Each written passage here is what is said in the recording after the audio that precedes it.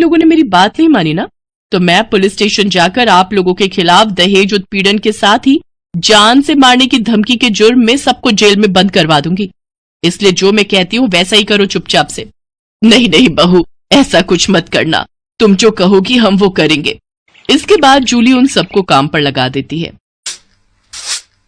ननद जी जरा जल्दी हाथ चलाइए, नहीं तो। नहीं नहीं मेरी प्यारी भाभी, भाभी मैं करती हूँ ना, आप आराम से बैठो सोफे पर, और किसी चीज की जरूरत हो तो कहना।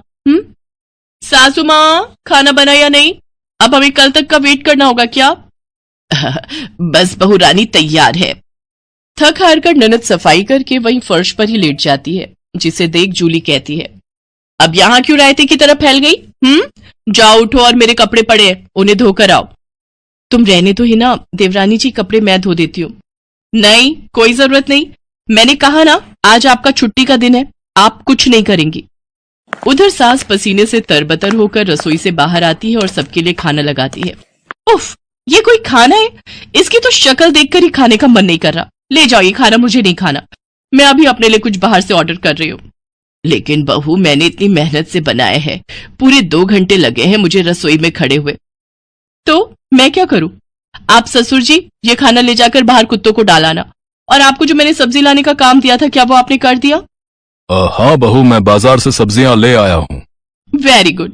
अच्छा लिसन, शाम को मैंने घर पर पाजामा पार्टी ऑर्गेनाइज की है, तो अब आप तीनों जाओ और जल्दी से जाकर शाम के खाने की तैयारी करो।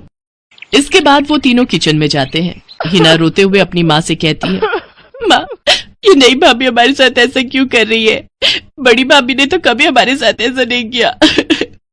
हमारा किया हमारे सामने आ रहा है बेटी, हमने जो बड़ी बहू के साथ किया है उसी की सजा हमें मिल रही है। तभी जूली, हितांश और मानसी भी वहां आ जाते हैं। चलो सासू माँ, आपको अपने किए का एहसास तो हुआ और मेरी सहेली की कीमत भी पता चली। हाँ सासू माँ, मानसी मेरी सहेली है। क्या ये सच है बड़ी बहू? हाँ सासू माँ, ये मेरी बचपन की सहेली है और आगे की पढ़ाई के लिए विदेश चली गई थी। जब इंडिया आई तो ये हितांश से मिली और इन दोनों को प्यार हो गया। फिर जब हितांश ने मुझे इससे मिलवाया तो पता चला कि ये मेरी बचपन की दोस्त जूली है। सॉरी माँ जी, मैं आपके साथ ये सब करना तो नहीं चाहती थी, लेकिन आपने जो मेरी सहेली के साथ किया उसी का बदला लेने के लिए मैंने ये सब किया। बड़ी बहू हमें माफ कर दे, तेरी तकलीफ को हम समझ ही नहीं पाए। इसके बाद सबने मानसी से माफी मांगी। मानसी ने सबको माफ कर दिया और इस तरह नई बहू का ससुराल में पहले दिन का प्लान पूरा हो गया।